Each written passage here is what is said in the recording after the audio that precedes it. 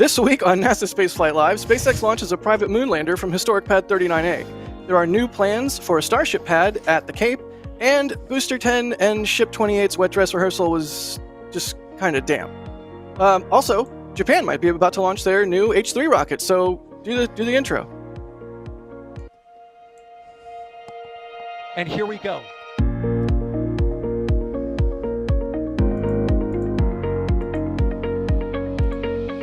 We have liftoff. Propulsion continues to be normal. R68 chamber pressure looks good. Following up. Roger, Atlantis. Water towers fly! Yes! Echo down to nominal. Fighting downside FD off. Bring in FD off. Off. It's orange! Oh my god! Oh my god! Decollage. What is it? Put that in the big bag, Signal. 343 unfolds to go. Indeed. We rise together, back to the moon and beyond. This methane will be igniting in the flare, correct? Yikes. You dead? Sure. We don't need any more of these.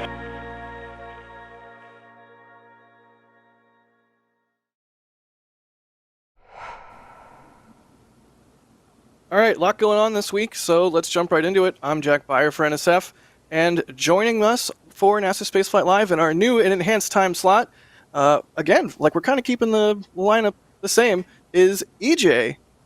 EJ, how you doing?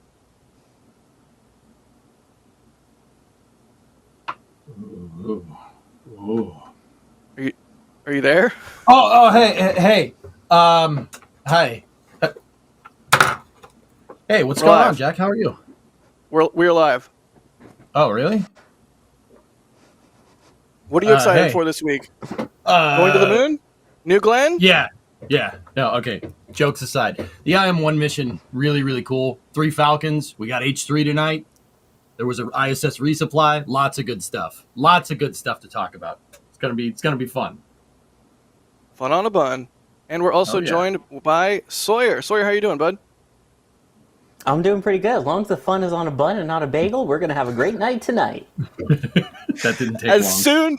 As soon as I said fun on a bun, I saw your face. It's like I locked eyes with you through the internet, and I was like, what have I done? What have I done? You knew the mistake had been made. Can we at least talk about space first before you guys yell at me about bagels? Fair enough. Sure. All right, let's do it. How about we start off with... Should we start off with H3? What's going on with H3? What's the latest update? We still ticking down to T0? I mean, I think so. I'm pretty sure. Let's here. Let me go over to next spaceflight and check. Looks like 10 minutes to go. Yep, and as you can see, live that is feed the live webcast on the screen right now, courtesy of JAXA. For those who don't remember, H3 is about to fly its second flight ever. The first flight kind of had some issues with the second stage in that it didn't actually ignite. So earlier in the broadcast, they were saying that apparently they have 2 different sources of ways of igniting that second stage, but power got cut off to both of them. So even though there was redundancy, if neither of them have power, turns out you're not going to be able to ignite your engine.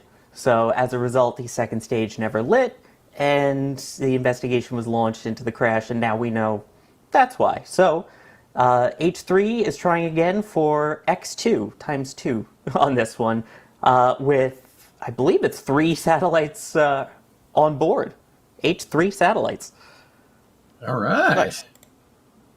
I'm really excited for this one. I hope it succeeds, just because it's like a dream of mine to see a launch from this spaceport. So of course, I want all of these launches to go well. Like I want all launches to go well. But also, there's one of the payloads is from Canon, and is based on a Canon R5, which is the camera that I use. So it's like, heck yeah, let's send an R5 to space. Like, let's go. So I'm excited. Just from a nerdy camera perspective. Yeah, it's great. I mean, I'm Team Nikon, but I'll let it pass anyway because that's still really cool. And yes, the spaceport, it would be cool to see a launch from there, but it's even more fun to say it. For those who don't know, This is the Tanegashima Space Center in Japan. Yeah. Excellent. It is one Yeah, of the and chat- most picturesque launch sites around, dude. It's pretty awesome.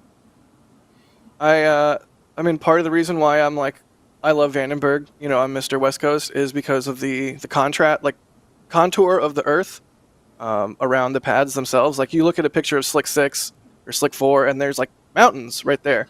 And, you know, there's something to be said for having some contour to the Earth around your launch site versus just, like, a flat beach, like you get at Boca or at the Cape. Don't you prefer And there's- contoured anyway? I'm Sawyer. It's Friday evening. We'll have a little light fun. Oh God, Max is here in the back channel. Oh no! I don't even. I'm not going to look at it. I'm not going to look at it. By the way, for those who are saying that it's 2 satellites, it is. I'm just saying 3 in general because I'm counting the fact that they have another mass simulator payload on there, so it's 3 payloads technically, even though 2 of them are satellites. The one that has the Canon camera on it for Earth observation, and then the other one, which is a CubeSat. He's technically correct. The best kind of correct. That's right. Yes. Yeah, all right. Futurama fans unite. Good news, everyone. Beat me to it. So yeah, H3 is about to happen. So we'll keep our eye on that.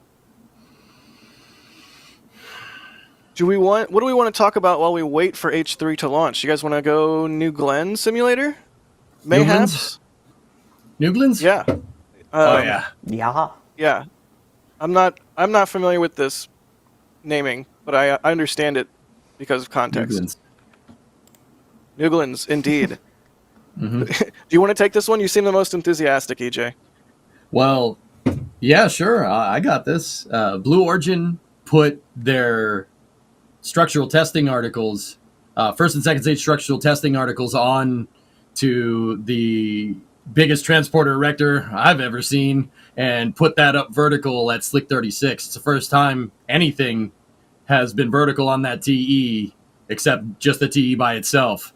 And the pictures that we got from Max, pretty good. They're pretty awesome Pretty dang pictures. good. Do we have those pictures around? Can we? Some quality images from Max, which, if you remember, you already saw.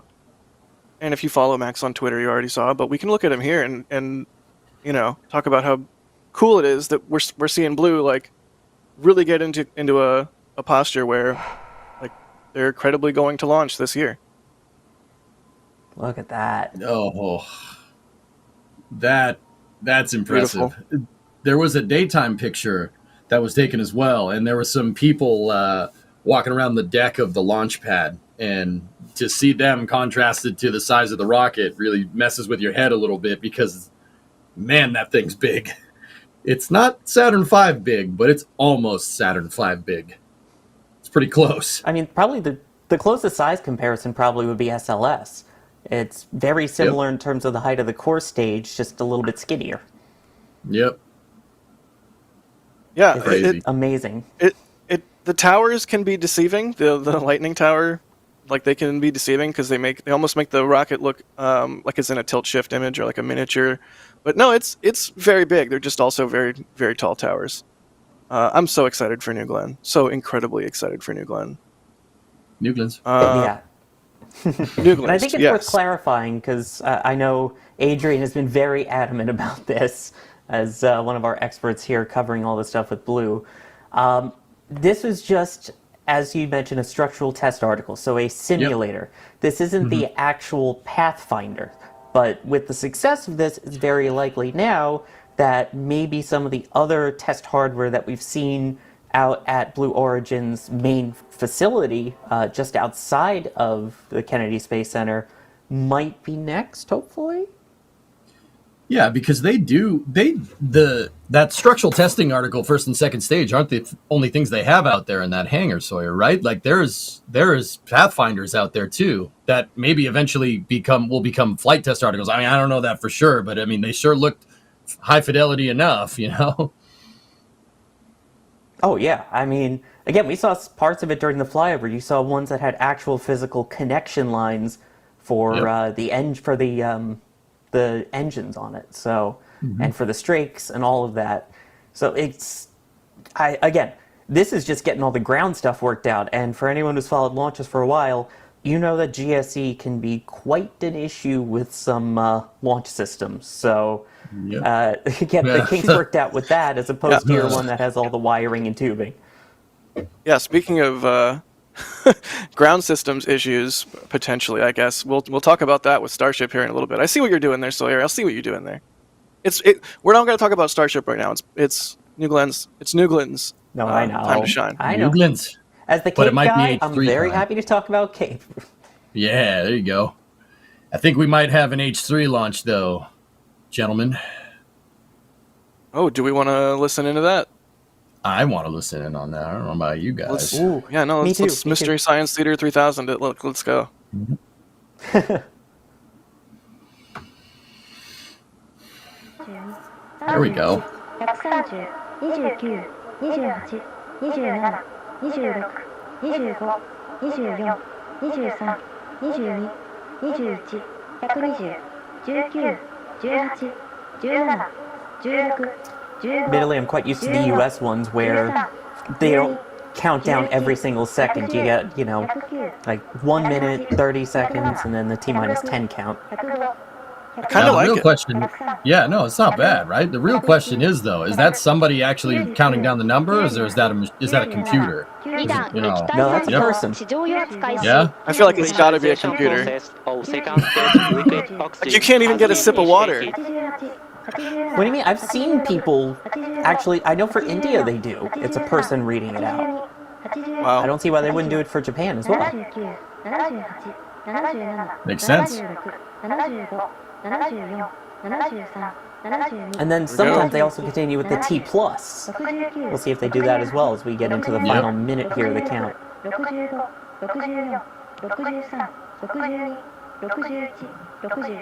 打ち上げ1分前です。 1 minute to launch. Here we go. 54、53、 Falcon 9 is in start. Oh wait, no, wrong rocket. Flame deflector cooling is initiated. 44、43、42、41、40、39、38。 Let's go H3. Yeah, here we go. 35、34、33、32、ウォーターカーテン散水開始。 Water spray system at the launch pad is activated. Sound suppressor's on. Yep, there's the water. 22、21、Go JAXA. Oh, they turn it on early. 18、 Yep. 17、 Go H3. フライトモードオン。 Flight mode on. 11、10、加工品トーチ点火。 Hydrogen purge igniter on. 全システム発射完了。 Go for All the systems ignition. are go for launch. メインエンジンスタート。 Main engine start. Send it. There we go. SRB3 点火。リフトオFly,フ。 babies, fly. Booster ignition and lift off. H3 ロケット試験機2号機は2024年2月17日午前9時22分55秒に種子島宇宙センターから打ち上げられました。 We have a successful lift-off of H3 launch vehicle test flight number 2 from JAXA Tanegashima Space Center at 9:22:55 seconds a.m. on February 11th, 2024, Japan Standard That sounds Time. normal, by the way. 打ち上げ以降ロケットの Yeah, that 管 is 制 a は normal squeal. 掛先発射管制塔から掛先総合司令塔に引き継がれています。 The operation control of H3 has been switched from launch control center to range control center. ロケットは現在東南東方向の太平洋上へ飛行しています。 H3 is now flying above Pacific Ocean. Oh, Yes. he's down there. That was awesome. 打ち上げ後1 I 分 love when you see that. We had it for USSF 124 and now this. 67、68、69、70、71、72、73、 Man, that thing hightails it out of here. 76、77、78。 ロケットは正常に飛行中。 I have so 地 many 上陸のロ questions. ケット追尾状況も正常 About です what? The H3 flight is Well, on let's- hold, and the I'll ground wait. stations are tracking the You launch wait. vehicle, and all is good. So, I'm entranced by this rocket. last time this thing went, on the H3 first flight, it took a really crazy out of plane burn late into the core stage. I want to see if this thing takes a right at Albuquerque here, so to speak. It was noticeable in the contrail even. Is the solids even sep yet? Did I miss that? Nope. No. I think that was that them right there? That was them. Yeah, there they Yeah, go. just now. They tow them for a second, dude, and then they separate them. And the core stage is what fuel? Hydrolox. So is it like, is there any Delta heritage in there? Delta's the turn. derived from this. Is that the turn? Oh, there it goes. Yo! It is. It's like sideways from the camera. A lot of doglegging. Oh, right into the clouds. That's This crazy. feels like Starbase all over again. Always so wild Nani? seeing such a massive machine Man. do a turn like that. The combustion of the first stage engine, attitude Go control, H3, and go. trajectory are all nominal. I heard nominal. The big test is going to be if the second stage ignites. If so, that'll be further than they got on flight 1. Yep. And yeah, for those wondering, that is a normal turn for this rocket, surprisingly. Yeah. They fly a really crazy dogleg trajectory to get out over the water.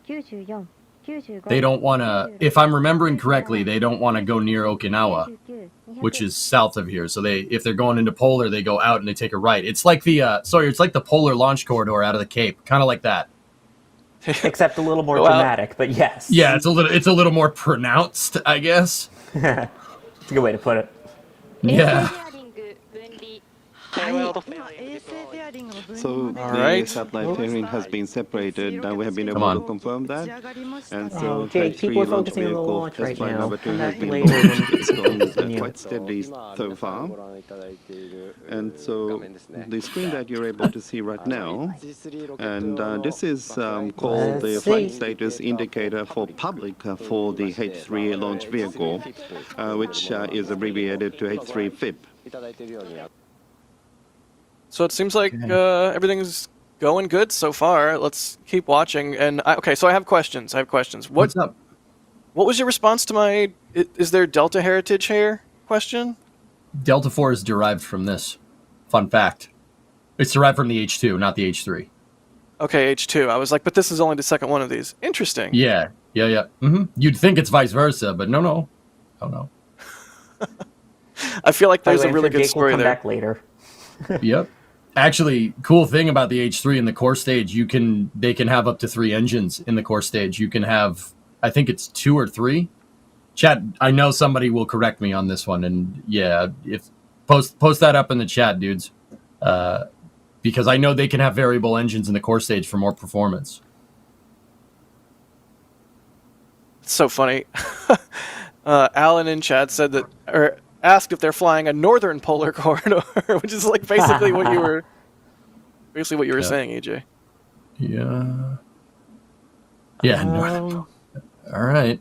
I'm not sure if these numbers updating here are actual numbers or a simulated number, but I mean, that top left number is going down. yeah, that's not ideal. If altitude's going up, velocity going down. That's typically not nominal. And again, this is No, about that means when we you're had... coasting. Ignore the train there. I like trains. Yeah, the issue that they had during the first flight was the second stage not igniting. Should we listen back in? Hold yeah, on. let's see if we can listen back in. Hang on a second. So that we number still is have going some down time slower. until the next event. Yeah, so she's the main she's mission she's ignited. is the second stage The- orbit injection. The number's going down slower. Meaning the initial second stage engine cutoff, when it's completed and when the data is acquired, Okay, the cool. objective for Yep, this she's going. flight has been completed. We're good. All right. So that is true.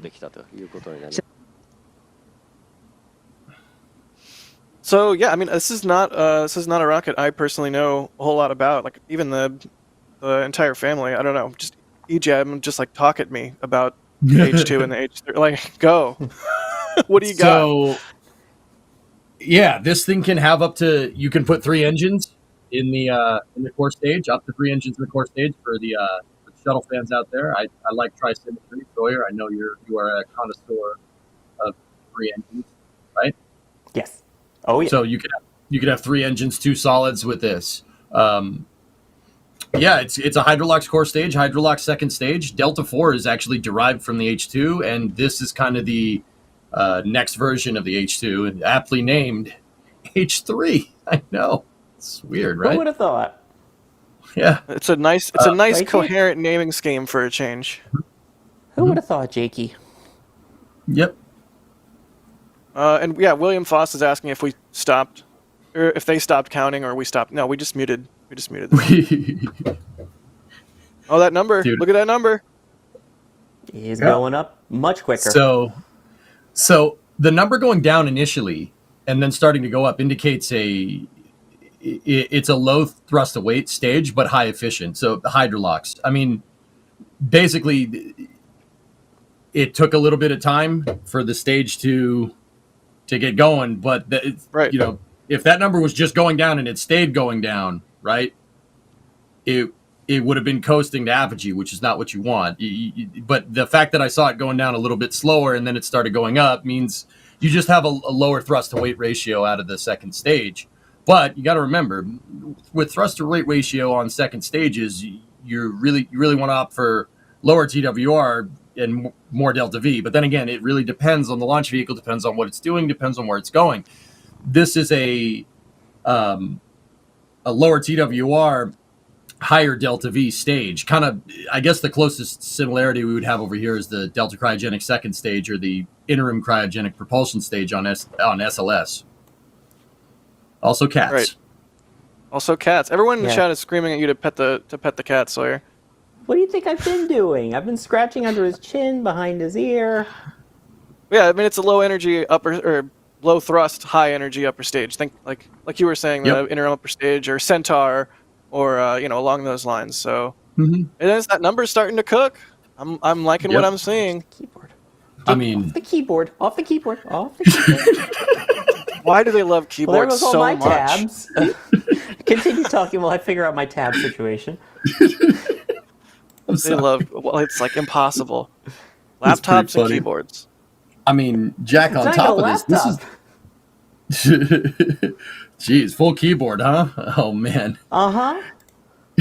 I mean, on top of this, I mean, Chad, if you guys noticed, this is a pretty nuts trajectory here. You're 14,000 kilometers at 685 kilometers in altitude. That's a pretty high altitude to be at that velocity there. It kind of shows how much get up and go that first stage with the 2 solid rocket motors has. That's a really high insertion trajectory right there. And in comparison, apparently this is a 12-minute second stage burn. Holy yeah, moly. she's a beast. I Okay, mean, that's so then can we Hydrolox, talk- man.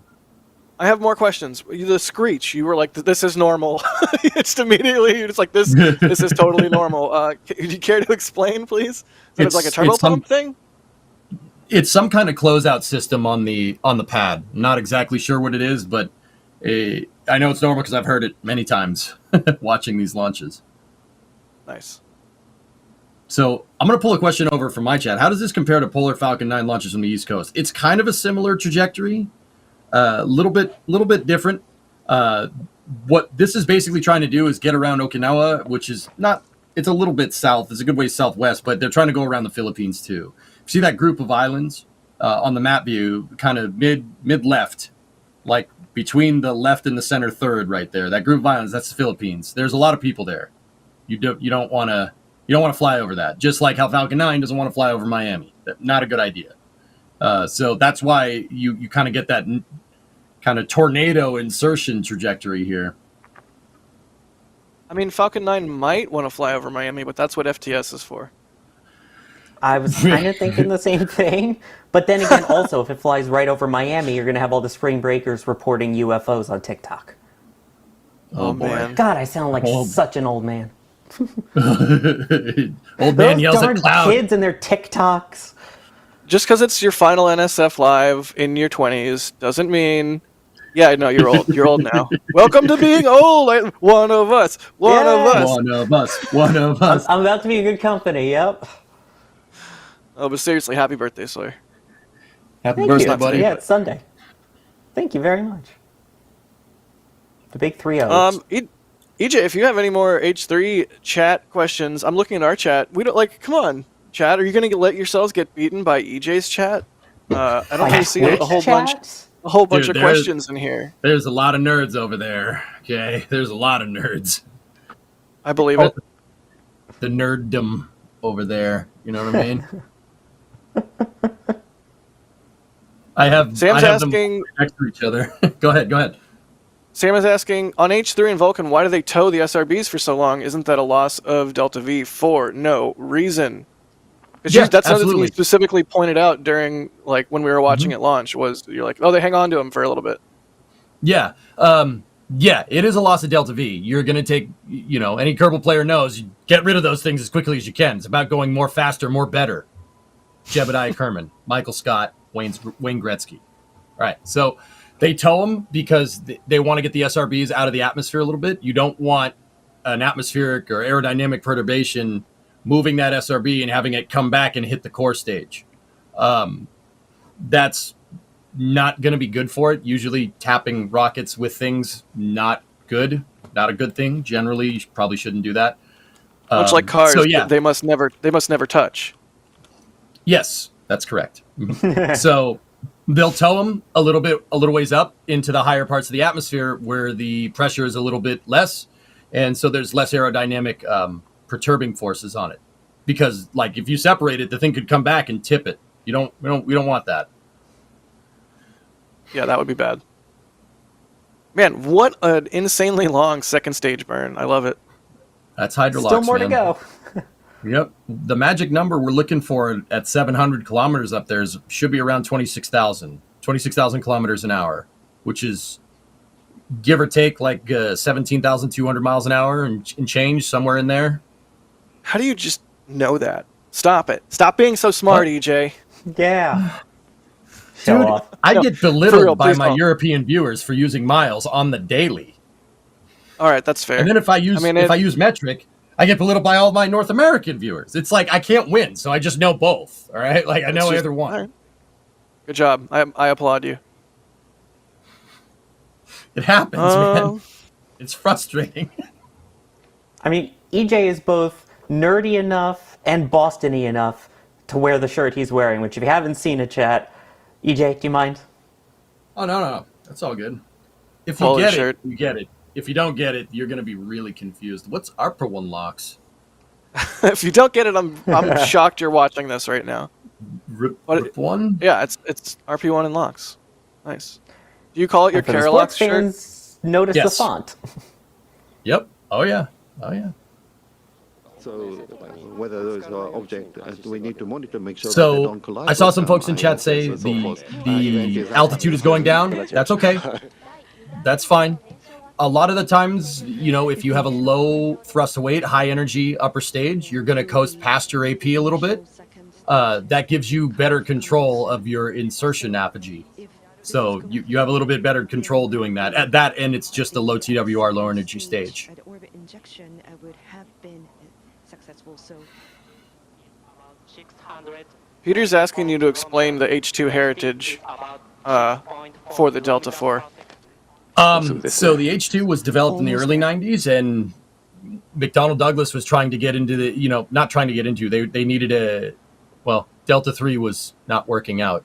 So the short story of that is that they farmed out nice way to some put it. engineering. Yeah. Delta III is not cool looking, not working out. So they farmed out some tech with the Japanese space program at the time, which I actually, it's not the Japanese space program, it's Mitsubishi. The H3 and H2 are Mitsubishi. Yeah, and H1. It's Mitsubishi Heavy Industries. So, 3000 GT VR4. Yeah, or GTO for the rest of the world. Should be coming up on second stage engine cutoff. the initial second stage and engine cutoff had been confirmed, and the Bingo. CSAT-1E will be separated soon.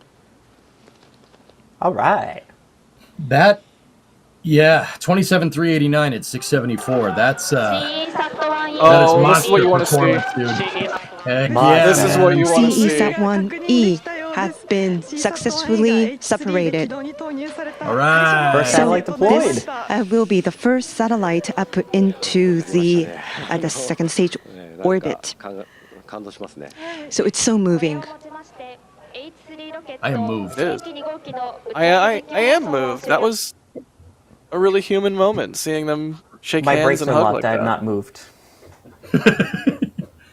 No, that's the best feeling in the world, all right? Like, I've only done that in Kerbal Space Program, and it feels great in KSP. I can only imagine what that feels like in, like actually doing that. Just feel like $1 million. Yeah, especially Genuinely after impressive, though. having a failure on your first flight and then having the second flight be like the bounce back. Yep. It's like the comeback story. It's the comeback story. Cool deal. Well, we will see if there's any more information on that while we progress through our little show here. But next up, I guess we should probably talk about SpaceX launching IM-1, a mission to the moon from 39A in, what, 50-something years? 60? Oh, God, it's been too many years. It's been First too time many since years. 1972. Yep. So, what was that, 52 years? Well, just on 51 and a half-ish, but yeah. Fellas, I got a question though. What about what about Peregrine? Like, does that count? Like, that was a lander. Where did it launch from? Ah, It's got you there. That's the distinction. Yeah. Yeah. All right, my guy. Okay, there you go. We're talking the historic Launchpad 39A, which That's right. has so far carried all humans to the moon. So yeah, So this is the first lunar launch from that pad in 52 years, and the last time that it actually went to send a lander to the moon, it also carried 3 people on board, 2 of which would land in Gene Cernan and Harrison Schmitt. Yep. Do you guys? Okay, wait. Completely off the rails. So Do you guys have a favorite? Yeah.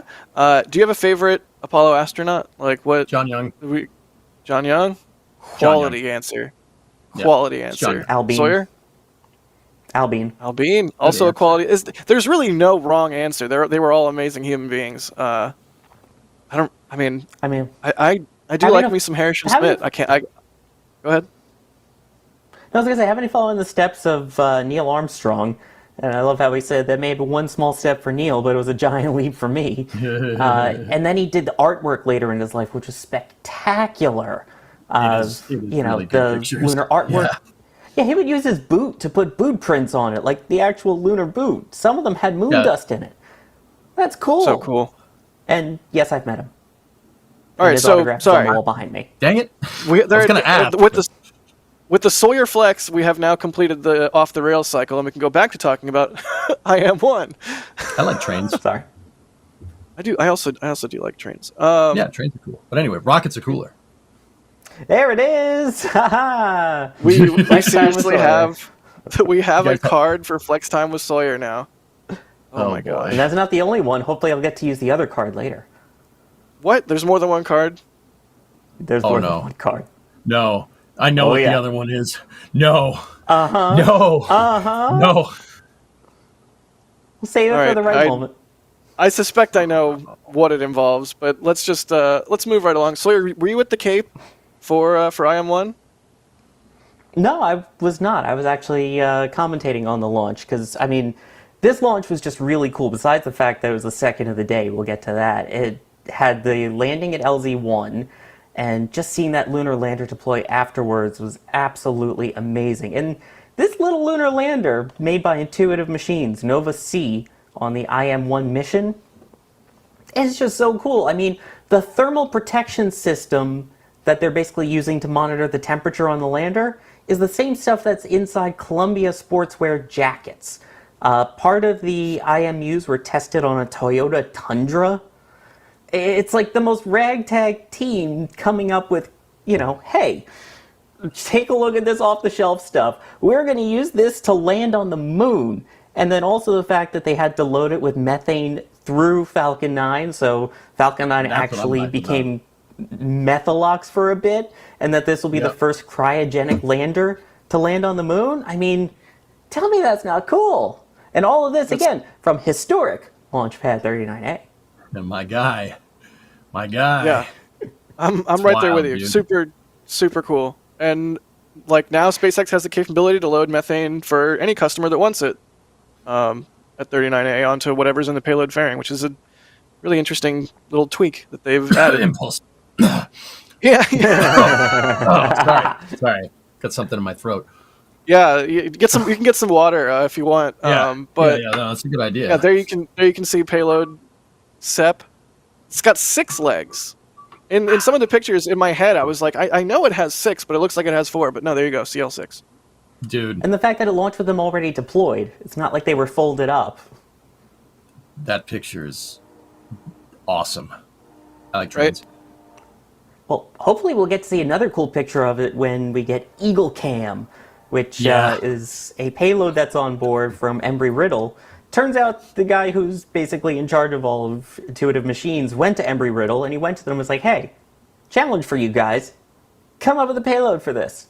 And they created Eagle Cam, which will separate away from the lander as it's landing, and I believe at about 30 meters or so above the surface, we'll start capturing video externally of the landing. So it'll be the first time ever that we capture video of a lunar landing from a third-person perspective. That's really cool. So cool. Really freaking cool. That's amazing. Man. If you're at a university and doing aerospace anything, and you have the opportunity to make some kind of payload or something, you can't go wrong by selecting something camera related. Obviously, I'm biased. I'm a camera nerd, but any kind of ways that we can show and document these things in new ways is I'm so here for it. Well, I mean, I think it's a prudent thing to say that the commercial market for space is exploding right now. Not actually, that would be bad. But don't we? Pictures are a good way to sell it, Jack. Don't you think? Yeah, absolutely. I mean, every picture is a way to get people excited about it, a way to get potentially future customers. Who knows? Blah blah blah. You get it. Mm-hmm. Yep. And dude, this is also part of ahead, NASA's Sawyer. commercial. This is part of NASA's commercial lunar programs that they're working on. Basically, it's kind of working side by side to help prepare for Artemis. So this is also landing near the lunar South Pole, which will eventually be the target for the Artemis landings and potentially a Mars base or moon base, in the future. So this is really kind of testing out. Well, yeah, but got to kind of start for the moon lander on the moon. If the moon lander is on Mars, we have a serious problem. I mean, that'd be impressive overperformance. I'm not even mad. Yeah, especially having to deal with an atmosphere. But yeah, it's an exciting area. It's using the new terrain laser system basically to check the ground and make sure that it's on the right trajectory and that where it's landing is smooth and flat, up until the point where it'll end up being obscured by the lunar dust, where it just uses the IMUs, but the Toyota Tundra ones. But still, it's just, this is all leading up to humans back to the moon, even if it doesn't seem like it. Yeah, man. You said that light navigation there, they're using optical sensors to sense the ground. It's not like a like radar bouncing off the surface. They have like laser pointers that are pointed out on this thing that are going to reflect a certain amount of light, and how they reflect is going to tell it how high it is off the ground, right? Like that's how that works. Would that be LiDAR? Or is it separate and distinct from LiDAR? No, these are like I guess LiDAR is infrared, right? I think. Actually, I don't know. I would not be able to say with authority if it was infrared or what. No, I think this is a little different than LiDAR. This is just a straight optical sensor. I'm not sure if it's visible light or if it's infrared. I would have to go look, but that's a good question. Interesting. So yeah, it's part of the CLIPS program. I mean, basically an Artemis program launch in a way, and it'd be super cool to see this thing attempt to touch down on the moon. I'm so excited for it. Yeah. Okay. I'm looking in chat. Not LiDAR, optical laser sensing. Yeah. There you go. That's crazy. That sounds way cooler than LiDAR. Yeah. Yeah. It's pretty cool. It's pretty cool. Actually, the other thing that I wanted to talk about real quick is, we got some nice footage of the ascent over here. If you look, if we could scrub through to payload separation and you look at the insertion velocity here, I mean, Nova C is not a big lander, right? That's not a big payload size, but it kind of shows, if you lower your final mass on a rocket that's designed for low Earth orbit insertion, you can shoot something out to the moon on a high energy transfer.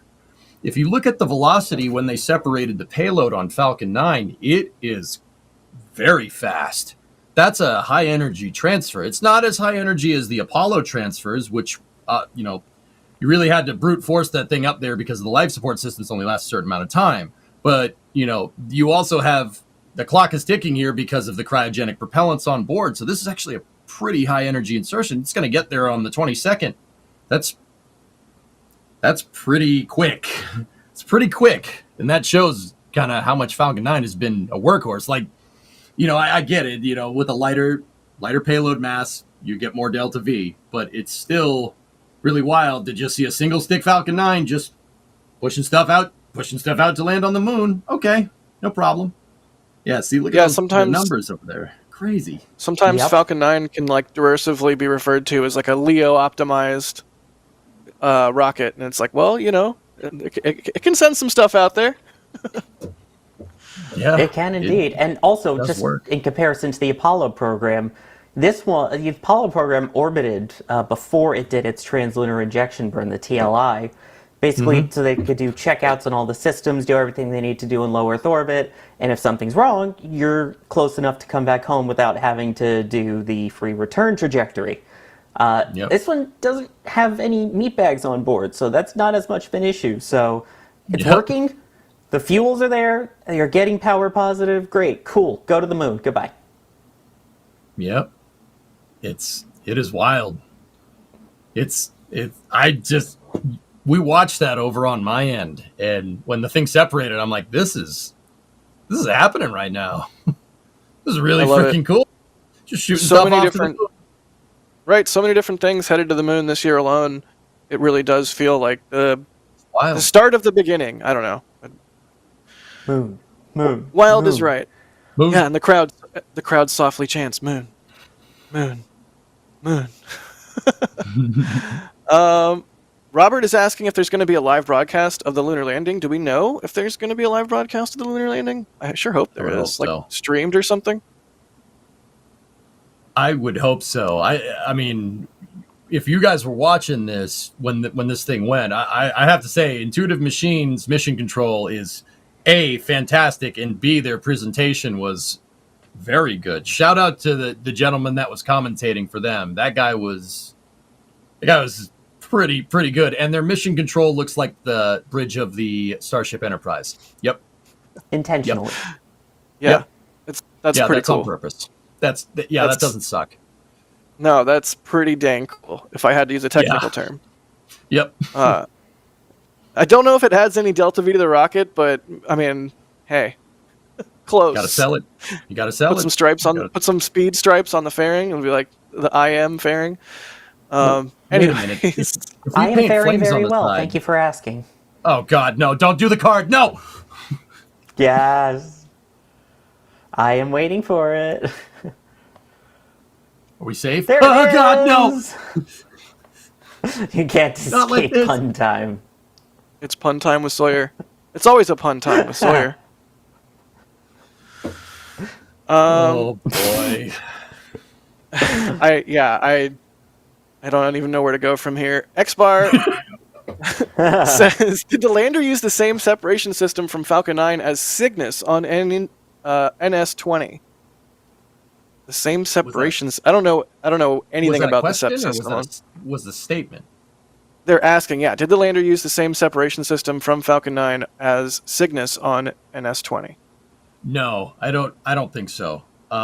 Cygnus is a little bit bigger. You'd need, believe it or not, it's going to sound a little weird, you'd need a decoupler or you'd need a separation mechanism with a little more impulse to push that thing away. The lander is a little bit lighter than Cygnus. That's a great question, though. I mean, there are standardized sizes for different rockets with different types of what are called payload attachment fittings. There's a payload adapter on Falcon 9 that's inside of the fairing that's kind of a cone shape. It looks like a cone adapter from KSP that can have different like sized pieces attached to it. There are different standards for PAFs, payload attachment fittings. So they're some of them are similar. They're similar in design, but I don't think it was. Obviously, it's not the same flight hardware. I don't think it was the same design. I think that the one for Cygnus is something more like Antares, right? So they probably did some hot rodding there between making a one-off payload attachment fitting that can adapt like Falcon to Cygnus, right? So it's got more adapters on it than the ISS. No, I'm just kidding. So I don't think they're the same. Adapt so many payloads, slaps rocket. But yeah, there are standards and guidelines for every rocket for different payload attachment fittings. The crazy part about this is that like if you're looking at like a Falcon 9 transporter mission, so like the Transporter 9 was the last one that flew. The transporter, if you notice, it has like a big post going up. That is just payload attachment fittings stacked on top of each other. I say it's just payload attachment fittings stacked on top of each other like that's some simple thing to do. It's just rocket surgery, whatever. It's fine. No, that is that size that's being adapted out to be able to radially shoot off payloads, which is actually super cool. And then sometimes on a transporter mission, SpaceX will put a decoupler up at the top of that post and shoot a satellite off the front. The front won't fall off. It will detach. Front detaches. Yes. That is normal. Yep, and it is outside of the atmospheric environment. Correct. Yep. Sammy SpaceX says, they hope my bagel was good. It was delicious, but I hesitate to even mention it on stream. Maybe we'll talk about that later. But wait, we have Falcon 9 to talk about yet again, because it flew on its 300th launch. But there's some granularity to that number, right? Who wants to explain the number? Sawyer, I've been talking. It's all you, man. Well, thank you. So we had the launch from Vandenberg, which ended up being the 300th Falcon 9 launch, but there's a lot of things that are being counted into that as well. It depends on if you count the in-flight abort test, which technically flew, but it wasn't an orbital flight. So you can knock one down for that. In addition, I believe that also counts Amos 6, which the only reason it got off the ground was because of an explosion. So it never really launched per se, and even so, obviously didn't make orbit, so you can knock that one down and it'd be 298. So it really depends on how you're counting of whether it's the 300th. It's basically a 300th Falcon family rocket that's been on the pad. The 300th Falcon on the pad, not necessarily the actual launch of a 300th, I think is the safe way to explain the Starlink 7-14 mission. I mean, look at that tracking, by the way. Jack, amazing work. This was beautiful. Thank you. Thank you. Wait, the 300 number is including Amos 6? Oh, no, it doesn't count Amos 6, sorry. With Amos 6, it was 301, so that was what I meant. It was the other way with that one. No. It's like, I tweeted that! No! So if you count it as 301, if you don't, you're 299, and then you've got in-flight abort. It's a lot. So yeah, it was no matter how you... Yeah, exactly, man. No matter how you cut it. Guys, sorry, there's a little bit of delay. That's why we kind of keep talking over each other.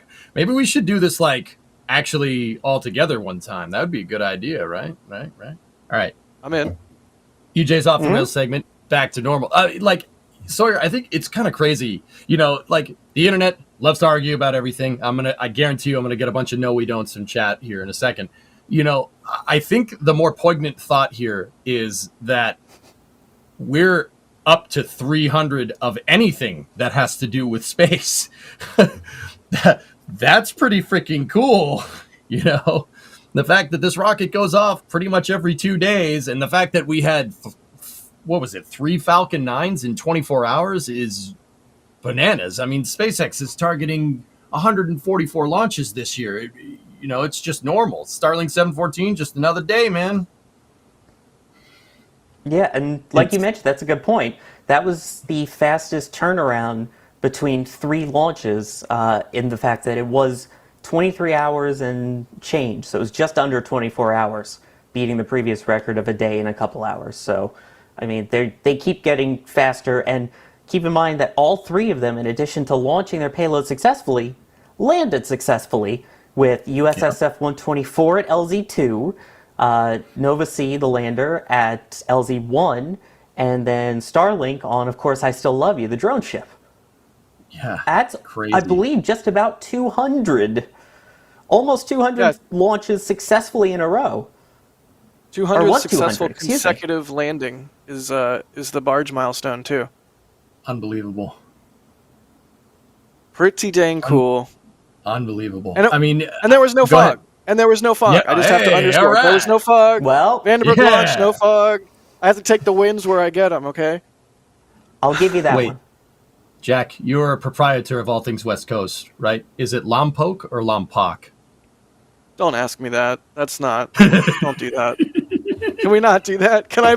Is there a button I can hit to pass? Because I truly don't know. I think I say Lompoc, and I don't know if I'm right or wrong, and I don't care if I'm. I do care if I'm wrong, but it's not one of those things where I'm going to do a mini tribalism where I'm like, you're wrong if you say it, because I truly have no idea. A mini tribalism. Is that like I like that. Is that like someone from the Northeast trying to say whether it's the caucus or Sea Caucus in New Jersey? Oh, yeah. Jeez. Oh, it's one of those things where if you say it wrong, people that are locals know immediately that you're not a local. Yeah. Okay, but here's this. I'm probably gonna dox myself. Oh God. I live in a spot of LA called Los Feliz, and I call it Los Feliz because Feliz Navidad. That's the everyone knows how to pronounce Feliz. It's a Spanish word. The happy? LA people, I guess LA people say Los Feliz. Los Feliz. And then you say Los Feliz, and they look at you like you're crazy. And I'm like, you're crazy. You're saying Los. Anyways, we are so far off the rails. Lompoc. Yeah. I have no idea what the correct one is. Chat seems to be saying POC, but I'm no authority. And if you don't know it's the caucus, anyone going to the 2026 FIFA World Cup final will get to know it intimately, and I apologize. I was going to say it's by the Meadowlands, isn't it? It's right by the stadium. It's great, beautiful stadium. Not so much around it. Bam. Yeah, and Jimmy Hoffa's body is nearby somewhere too, buried under the stadium. But that's a whole nother topic. Let's get right back onto rockets. I do not recall I am 100% this time. I'm 100% here for EJ accents. I'm so here for it. But really quick, before perhaps we get any more, I do want to thank people who are supporting the stream and supporting what we do. Anonymous grabbed some stuff from the store, and they said, "You're doing great. Keep up the good work, and clean your room." It's not that dirty. See, that's why I got a green screen, man. Smart. It's EJ with the big brain moments, left and right. We should just change the name from NASASpaceflight Live to EJ with the big brain moments, left and right. That's just the whole name. Let's do it. Can we not do that, please? Featuring Pun Time with Sawyer. Joshua also doing or getting some stuff from the store, saying, "I love watching NASASpaceflight every day and love the live chat." Thank you guys. Thank you so much, Joshua. Grabbing the patch. EJ, did you see the new patch? I did. What are your thoughts? It's pretty good, man. It's pretty good. It's one of those kind of surreal things. Just like 300 or 298 asterisk Falcon launches. The fact that we're here testing Starlink, not Starlink, Starship. There's too many things with Star. The fact that we've even gotten to IFT3 with Starship is just crazy. not to be the old man, but back in my day, no, like I remember when we were reading about the Air Force Research Laboratory with SpaceX doing kind of a little get together talking about putting Raptor upper stages on Falcon 9 in like 2016. And that didn't seem like it was that long ago. Sorry, I don't mean to do that, but yeah, it wasn't that long ago. Okay. And but now here we go. Another full stack. We were, just counting the wet dress rehearsals. We had one yesterday, one today. Looks like it didn't go too good. We'll talk more about that later. But it is the fact that this patch even exists just blows my mind. We're actually at this point where they're testing Starship on a relatively high frequency comparatively to like any other rocket tested. It's pretty dang fun to watch. Yep. Perhaps more than Starship flights themselves, I'm excited for more Starship flights because that means we'll get more patches. Yeah. I know it's cheesy, but for real, I think this thing's gorgeous, and I'm excited to see what we do with the patch thing. I think it's a cool thread to pull. See what I did there? And remember, if you merge pi today, it goes over Jack. It does. It is. You can put some stuff over my face if you're tired of looking at it. Which, to be frank, I don't blame you. Das broke out the caliper on stream earlier because we were complimenting his. That is a very DOS thing to do. It is the most DOS thing to do. And both metric and imperial. Nice. So yeah, patch exists. Yeah. Nice. Cool. What shall we talk about next? Do we want to hit Starship at the Cape? Yeah, I'm excited to talk about this. Yeah, absolutely.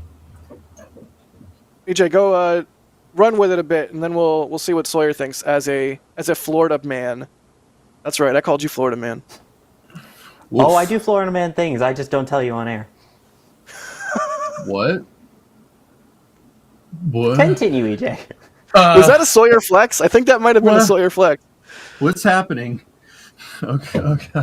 All right. So we actually, I'd have to look at the card, but basically there was a kind of a draft out for what was it? I think it was environmental impact surveys on SpaceX launching Starship from Slick 37, which is right now it's a Delta 4 pad, but there's only one more Delta 4 left, and when that goes, ULA will vacate, and SpaceX could potentially. Thank you. There's the link in the chat. We got a website in the Alex tweet. Give me one moment. I'm just going to bring that up here. I think it was just okay. This is my opinion, right? This is not. Someone's going to tell me I'm wrong anyway, so it's fine.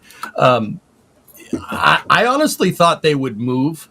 Like, this was just kind of my crazy EJ hopium thing. I thought they would move Falcon operations to Slick 37 A and B and make it a twin pad complex again and move Starship operations to 39 where there's already a Starship pad. The fact that these the environmental impact surveys are showing up here and they're specifically talking about Starship operations at 37 was a little bit of a curveball. I mean, I woke up to this spectacular Alex tweet this morning. I was like, whoa, wait a minute. That's, didn't see that one coming. I feel like it's logical though, right? Like, it's not out of the blue in the sense that it seems wild. It just sort of makes sense. The last Delta is going to launch here in March, and it's a very capable pad with a whole bunch of pre-existing infrastructure ripe for the picking. I mean, ULA has no plans to use it for Vulcan, so here we are. Mm-hmm. Yeah, although the document does talk about. Oops, sorry. I was going to say the document does talk about tearing down and tearing out a lot of the already existing infrastructure. So I don't know how much of that would actually remain. And another fun fact is that the official name of the pad is 37B. If you're wondering where 37A is, doesn't exist. They never built A. So this is a chance potentially for a 37A and B, maybe for two different towers. Or a landing zone? Something? That would be fantastic. Wait, Sawyer, you're specifically talking about like Delta 4. When they built out the Delta 4 program 20, let's just say it was 20 years ago. It was not, but in my mind, It is. When they were first building it out, they only built. I mean, Slick 37 was originally a twin pad complex for Saturn, like for the Apollo program, and then it was dormant for a really long time. And McDonnell Douglas at the time, and then later Boeing took one of the pads and they made it into an operational pad, and then the other one is just a nice pedestal brick of concrete, right? Pretty much, yeah. It was the original plan was to have the A and B, but once Delta IV came in, they're like, all right, we'll take 37B. What about A? It's there, but they still call it 37B officially, even though by now we all just say 37 because it's the one pad. But it's fun to keep in mind that that's actually a dual pad. So when they're talking about the potential of launch and landing there or multiple launch pads at 37, it's technically 2 launch complexes there, so it's very doable. I would really like to see this, to say the least. And it's... Yeah, there were 3 main things that were mentioned as the potential. It was repurposing 37. It was not doing anything at all with launch and landing and not applying for FAA licensing, which we know is also probably not going to happen in a million years. And then the third option, we were thinking it was going to be LC-49, which has been talked about. There's the land there for it. But this actually mentions an LC-50, which... in logical sense, is between launch pads 40 and 37, right? Yeah. Now, see, my brain's going, wait a minute. Isn't complex 34 between? No, 34 is on the south side of that. Yeah, 40 there's just and 41 is the concerns there, yeah. Yeah, that's, interesting. I mean, me getting confused by this originally was just me kind of hoping that Starship would roll out of the VAB next to an SLS. I know that's me just wishing that would happen. I'm pretty sure that's not going to happen. But yeah, I mean that other pad between 40 and 37, there's water and just brush there. Interesting. It's wild to think, like, if these plans come through, what the skyline out at the Cape is going. It's going to start just being like Starship towers left and right. It's going to be here for it. Add in the blue towers as well. It's going to be a lot of tall towers and 39B. More towers, more better. Dude, here's the kicker. Here's the kicker question. The Delta IV pad at the Cape has the potential to be a Starship pad. Is the Delta IV pad at Vandenberg going to be for Starship as well? We know SpaceX has that. Yeah, buddy. I'm picking up what you're putting down. I certainly hope that ends up being a thing.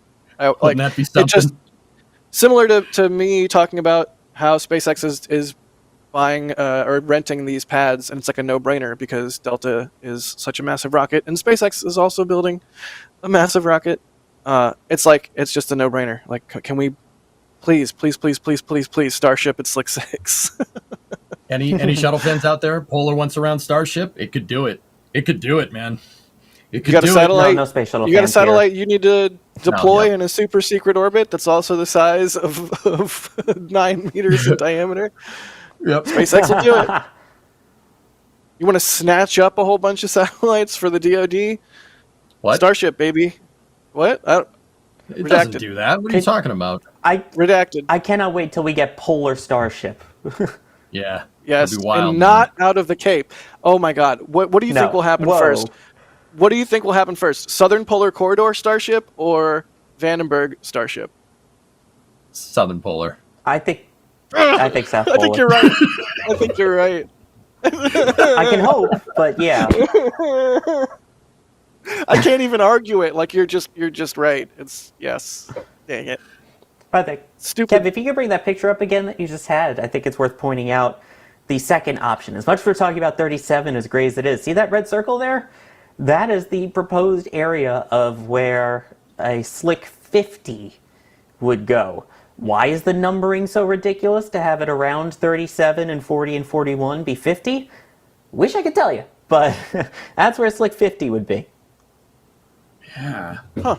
Yeah, like I said, there's just woods there. And Interesting. Swamp. Yeah.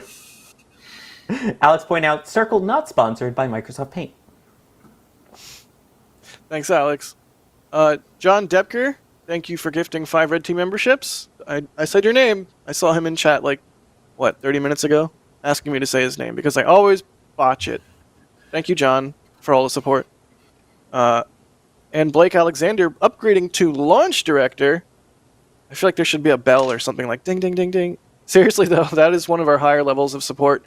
And you get all of the cool things. Like earlier today for the wet dress rehearsal attempt at Starbase, we had a members-only multi-view, which you get access to. But Launch Director is also the people, the launch directors and the flight engineers get their name at the end of NASASpaceflight Live episodes. So all kinds of cool perks. Thank you. It's like an insane amount of support. So it's very, very much appreciated, Blake. I was going to say, why are we getting music? There's still plenty of show left. I was going to say, you wrap us up? Is Kevin mad at me? Oh, it's because I asked for bells. It's because I asked for bells. It's because I said I wanted ding, ding, ding. It's okay. I got Apparently, you, it's the launch director tune. Oh, nice. Yeah, I got you. Nice. Yeah, thank you. Can I get a little Got more? a fever. Ah, guess what? Guess what? What cowbell? I need to work on my walking impression. I aspire to have a really really walking in general, but that's another story. Whoa! Wait, EJ, say something about space in walking voice. Do you understand the concept of the space? There's a lot of space. It's right in the name. There's a lot of space up there. You know, you look up there. It's, oh my God! There's a lot of space. Is that good? Pretty good. I'm mightily pleased. Thank you. All right. Would fit perfectly in the Super Bowl commercial. Oh. Parker is saying it's Lompoc. It is. Good man. Right. Lompoc. Dr. JJ Julius is asking, apart from Starship, does SpaceX have any other major projects in work? Boy, do they. They've got, well, should we just go down the list? Like, there's Gateway or Dragon XL. There's extended fairing on Falcon Heavy. There is, of course, the little tiny thing that's not really of any consequence called Starlink, which I'm, of course, being facetious. The human landing system is like a subset of Starship. And probably a whole bunch of stuff. Starshield, thank you. What else you got? Yep. You covered Gateway, you covered HLS, you covered Starship. We got Starlink. We have Starshield, which is like fancy Starlink for the government. Yep. There's still Crew Dragon and Cargo Dragon. Yeah. Of course. Crew Dragon. The little tiny thing called Crew Dragon. SpaceX is also working on another project, building a new headquarters in Bastrop, Texas. They're building a big HQ out just a little ways. I think it's to the east of Austin. There's like Boring Company HQ out there. SpaceX HQ is out there. It's a little way. It's kind of near the Gigafactory, Giga Texas. So I don't know if that counts as like another project, but they are building a big HQ down there.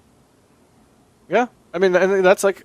It also makes me feel like Starbase should be listed as one of their projects. You know, because Starship, yeah, that's a whole program that encompasses a whole lot of things, but specifically building out the infrastructure at Starbase and replacing tents with a massive factory, I would definitely count that as a project. So lots. The answer to your question, Dr. JJ Julius, is lots of other projects. And being pointed out as well, EVA spacesuits as well for Polaris Dawn. Yeah, Polaris.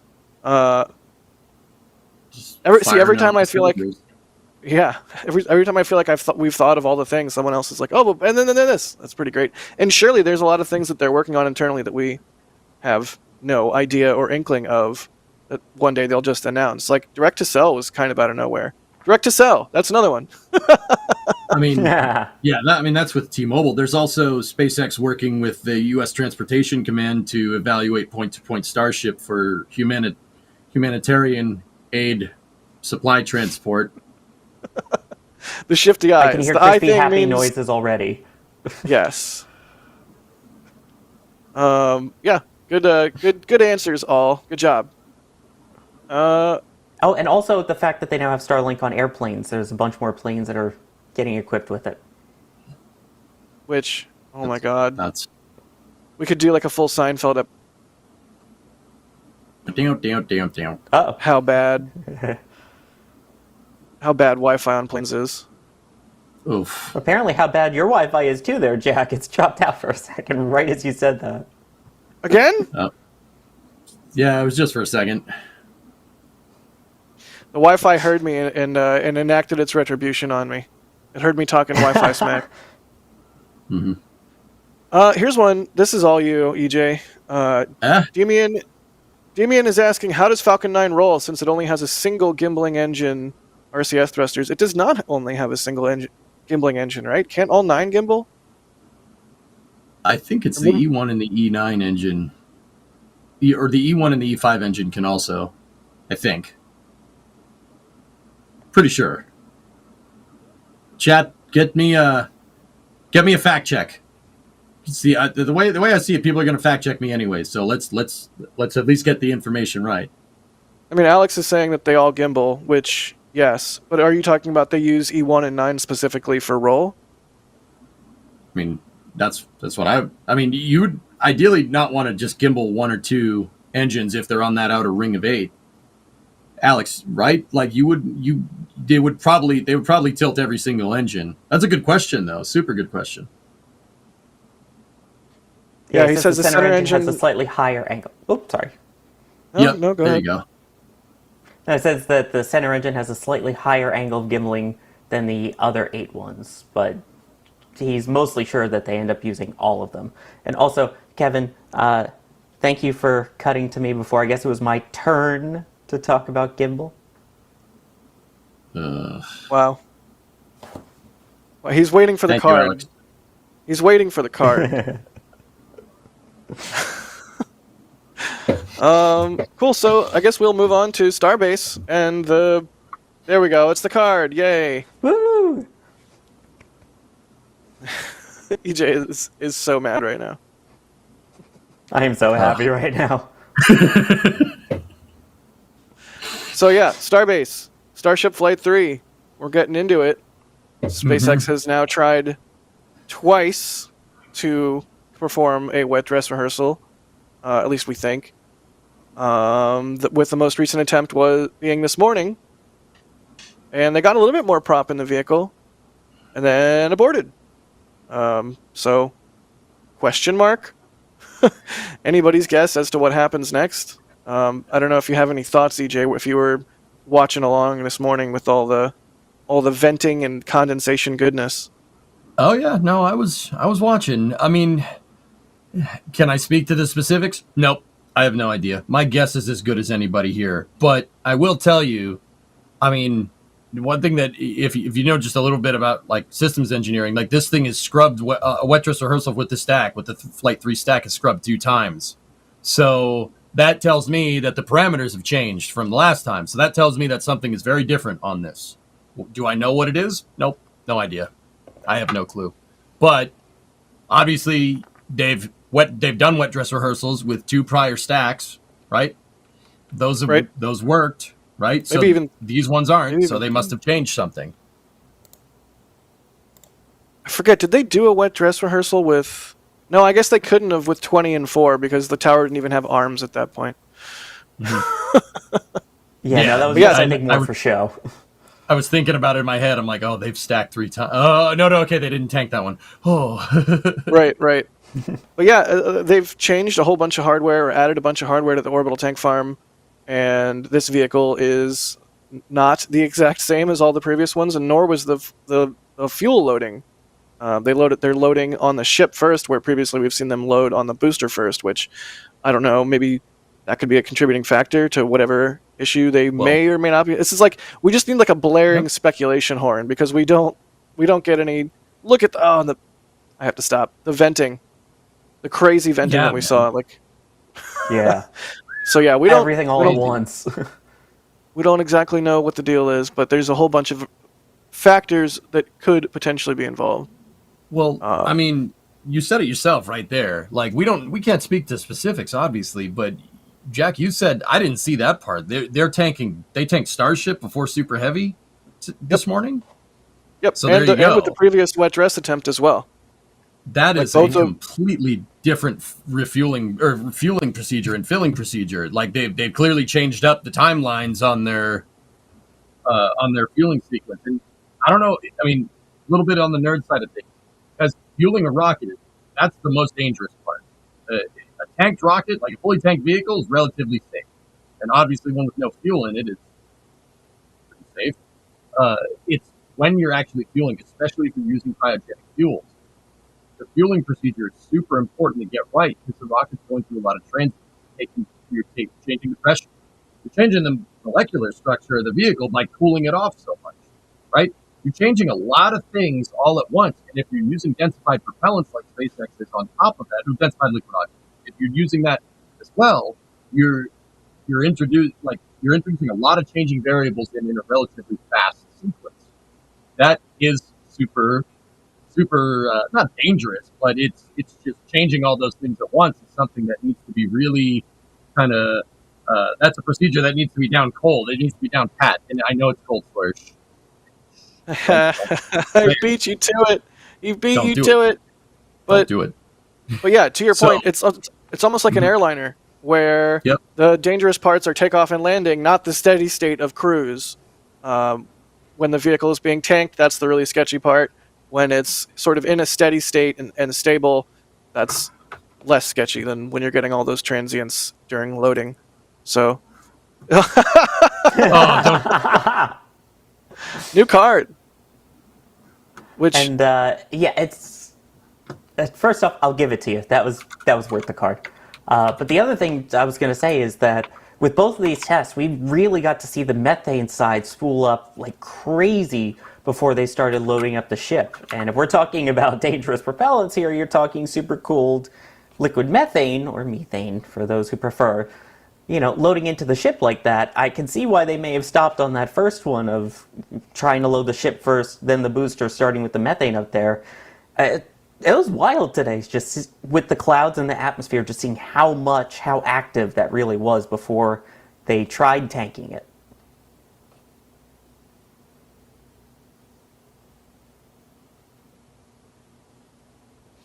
I'm looking for questions. That's the way it is. Thanks, Sawyer. I'm looking for questions. Chat, if you have any Starship questions, throw them in chat at NASASpaceflight. We'll see what we can get. But here's one from David asking, could they have just been adding propellant just past the new baffles in just to make sure they hold on to cryo temps? I mean, maybe. Perhaps. But they did evacuate the village, which leads me to believe that they only really do that when there's a large amount of combustible material that's expected to be at the pad. So I wouldn't have expected them to evacuate the village for just a partial propellant load attempt, if that makes sense. Right, especially considering how much those propellants take to truck all of them in and load up all of the tanks and everything. If you're going for it at that point, why test it just to that point? Go for the full test, and if you see a problem at that point, then you stop the test, which we've seen them stop mid-tanking now 2 times in a row. Doesn't necessarily mean that's why. But if you're going to bring all those propellants in, might as well try loading up the whole vehicle, and if you have to stop early, you stop early. Well said. Scott Harrod says it must have been a faulty ground umbilical carrier plate. And then we cut to Sawyer, and we see Sawyer shiver. No, don't say it. Even as a joke, Scott, it still hurts. EJ, you get it. Oh, yeah, I do. Is my mic working, gentlemen? Yes, I got you loud and clear. Sound better. Cool. Chat, 5x5. We good? What's chat saying? Let's see. Yep. Good deal. And I could actually get a ping from 2 chats. This is great. More chats, more better? Okay. Question mark? Much better. Hey, Twitch chat responded first. I don't know. I'm just saying. Oof. Sorry, Matt. Like, they replied first. They're nerdier in there. Come on, YouTube chat, do better. I believe in you, YouTube chat. But keep in mind, YouTube chat is the only one that has the awesome NSF emotes. I also believe in Jake. That meow came through, Sawyer. Yeah, we heard him. It did. It was adorable. It melted my cold, dead heart. Hi, Jake. And he just left the room, but yeah. He's like, oh, who's this guy? He wears too much orange. That's my color. It's orange. Hey, it's funny, I was talking earlier of like, someone I know got a shirt with their cat face on it. I'm like, I don't have a shirt with Jake's face on it. And they're like, no, trust me. He's on your lap enough. Keep him there, and your shirt will become Jake. Which they're not wrong, as I choose to wear black today. So it goes. I used to have a cat. My roommate has a cat now, but I used to have a cat. She passed. But when she was alive, I got a little Bub shirt. The internet cat, little Bub. And it's just like the big little Bub face. I wore it. I wore one similar to it in Starbase update recently, but I wore that shirt around my cat for the first time, and she did the full-on like Halloween cat, where she like arched her back and puffed all her fur up because she thought my shirt was like a real cat. So what I'm saying is, yes, you should get a shirt with Jake's face on it, so you can mess with Jake. Anyways, Starship, huh? Oh, I already got him a cuddle clone which is basically, you send him the pictures and they make a stuffed version of him. He ended up playing with it like it was another cat as opposed to hissing at it. That's amazing. I did not know that was a thing, but now I do. Wow. Okay, Kirk Rain says probably needing to replace more cryo pumps. I mean, who knows? They've replaced so many. EJ, go ahead. Yeah. Sorry, I interrupted you. No, it's great. I'm just going with the flow, loosey goosey. Yeah, that was actually a good time to chime in. They're changing stuff with the pad, and sorry, and you might want to cover your ears for this part. I mean, the pads are the most complicated parts. You can have parts with them. You can have problems with umbilicals. You can have problems with pipes. You can have problems with pumps. Problems with subcoolers. In the case of Starship, the pads are often as complicated as the vehicles that they launch. So changing the pad is critically changing something that is on the mission timeline. So that would require a lot of testing. So, I mean, once again, I know there's going to be haters out there to be like, Starship scrubbed twice, there's wet dress rehearsal. It's all part of SpaceX's iterative process. They change things quickly, and they learn from those changes. So, I mean, I wouldn't be surprised to see another one of these, but yeah, I mean, it's not like IFT3 isn't going to go, you know what I mean? Like, it's going to happen. It's sooner rather than later. Am I good now? Yeah, no, you're good. Okay, good. You know what's funny? In doing that, it actually made it louder because I'm wearing an earpiece, so it actually made it worse.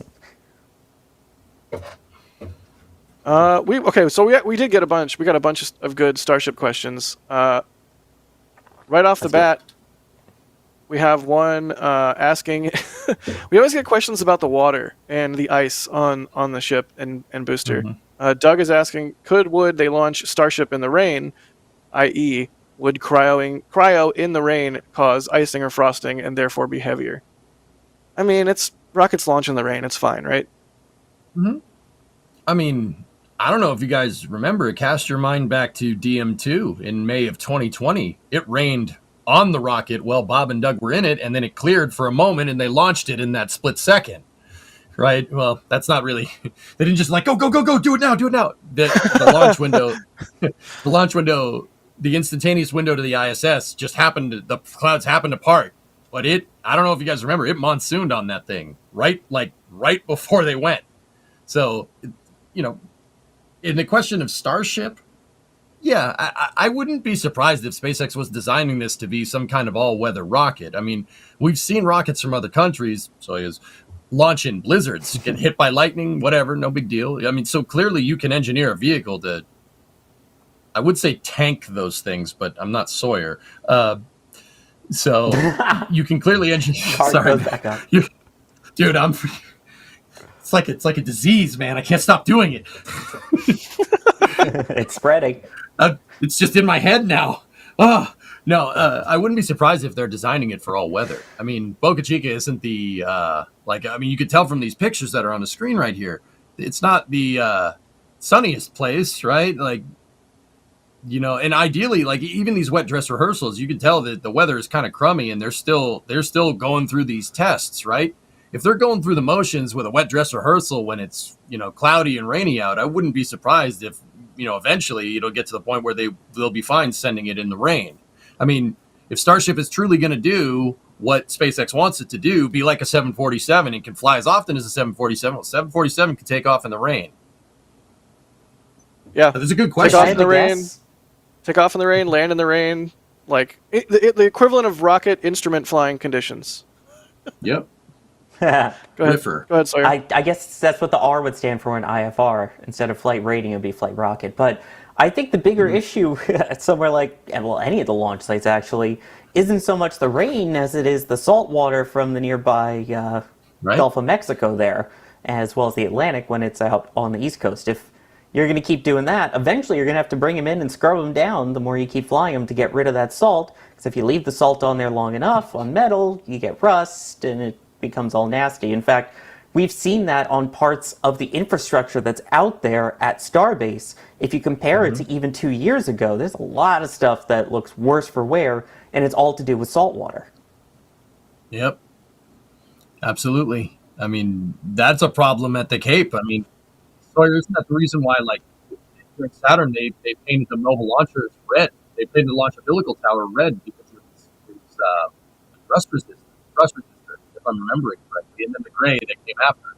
That's all there is to corrosion. EJ, you're underwater again for some reason. It must be while we're talking about the rain there. Oh my gosh! All right, but if you drown, I'm not resuscitating you. That was so mean. I would resuscitate you, God. EJ. But how? I would just do the chest compressions, and that's all. Anyways, we have a question from Noah asking, thoughts on the constant changes and development on Ship 26? EJ's gone, God, so... Why mention that name? That Ship horrible, 26. horrible name. Go for it. Oh, no. All I know is that something's going to change on the ticker somehow by our Kevin Michael Reed in the background for his love of Ship 26.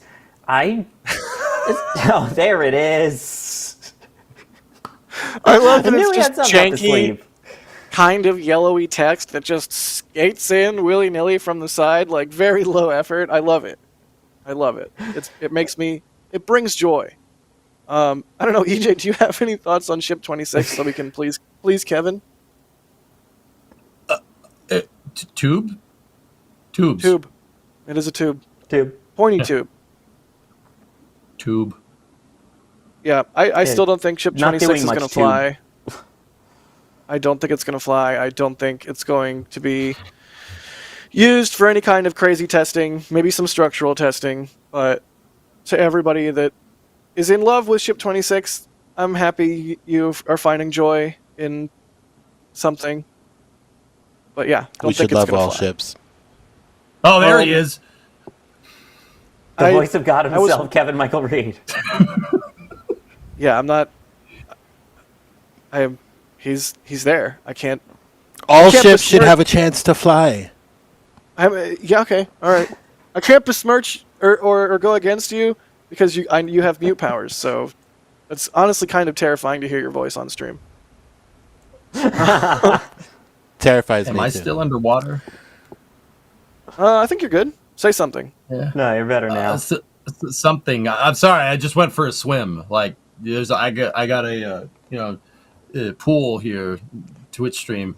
Anyway, I'm back. I have the combination. Of course, your mic had to work again during Ship 26. That would have been the perfect time for it to cut out. You know what? I'm not disagreeing. Did you have some 26 thoughts, EJ? Now that you're fully back and no longer underwater. I think my mic is cutting out again. All right. Anyways, Parker is asking, why would they load ship first? Seems to make it top heavy without much advantage. That is kind of weird that they've switched the prop loading here from booster first to ship first. Thoughts? Dude, I'm not 100% sure. I'm hoping the mic doesn't go underwater again. I'm not 100% sure. I mean, I probably have to take some time and stare at the wall here for a second and try and figure that out. Because, yeah, you'd think, like, I was talking about before the mic cut out, I was talking about, like, transients, right? Like, if you load up the top first, you're gonna put load on Super Heavy if you're loading Starship first. And usually you would want to get your first stage loaded before second because you're going to, well, it's possible that a fully loaded Starship could crush Super Heavy underneath it. Or, I don't know what I'm talking about. It could be either one. Like, I know with other rockets, and now I know Starship isn't just another rocket. I think that's pretty clear. With other rockets, you wouldn't want to do something like that. You can, the mass, just the full mass of a stage with an unloaded first stage below it is not structurally sound on, well, I mean, I think I can say with confidence most launch vehicles. So it's very clear that they're trying something a little bit different. I'd have to kind of sit and stare at the wall and think about why you would want to do that first. There's some, I'm sure there's a good reason, right? They're not going to do it just because it's funny, right? There's probably a really good engine. I mean, they maybe, I don't know. You never know with SpaceX. The reason I go, well, is because there was, oh my God, these are always so hard to get right.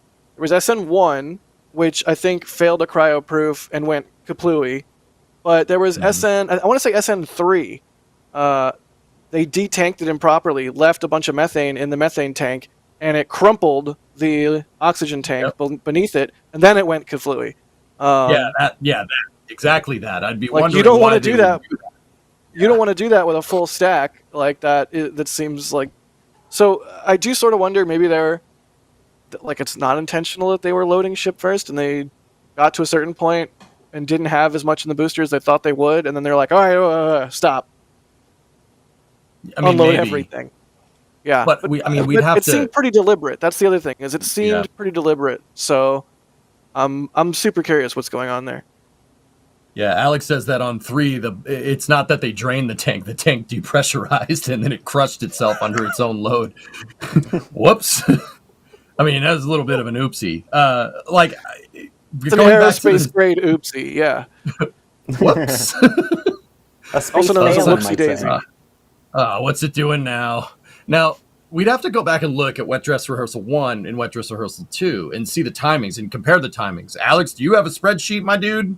Tell me you got a spreadsheet for this. I know you are the keeper. I know this, right? He is the keeper. He is the keeper of the times. If we can compare 1 to 2, we could see whether it was deliberate or not. I mean, 3 points of data is a correlation, right? So we need to see 1 more Wet Dress Rehearsal for it to be a pattern. Akin's laws of spacecraft design. No. So we'd have to see. He says I do. All right. He says he does. Yes. So all we have to do now is waffle long enough for him to type the answer in. Yep. We're just Waffle gonna or bagel long enough?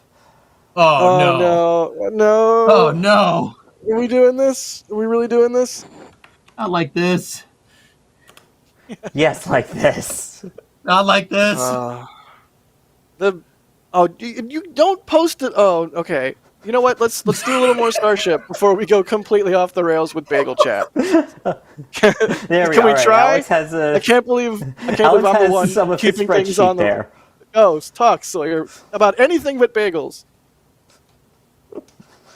That is not a bagel, sir. That's a bagel. That is an everything jalapeno cheese bagel with lox cream cheese on it. I mentioned it on the stream earlier today. I posted it in food chat, innocently thinking my buddy Sawyer would be like, dang, Jack, that looks like a fire bagel. High five. And instead, you're trying to tell me that that's not a bagel. That's a bagel I would throw into a fire, but... So, we have had a lengthy discussion in the member Discord as to the bagelness of this bagel. I maintain that it is a delicious bagel. Maybe we need to have a poll in chat. But it's EJ, like a loaf of bread. It's not like it's just toppings. It's not a loaf of bread. How is that a loaf of bread? Bagels are bready. Okay, anyways. EJ, do you want to be the tiebreaker here? Is this a bagel? There's a cross-section shot. Would the cross-sectional shot help you determine bagelness? Bagels have holes in the center, dude. That looks like a sandwich. It's full of cheese. Right.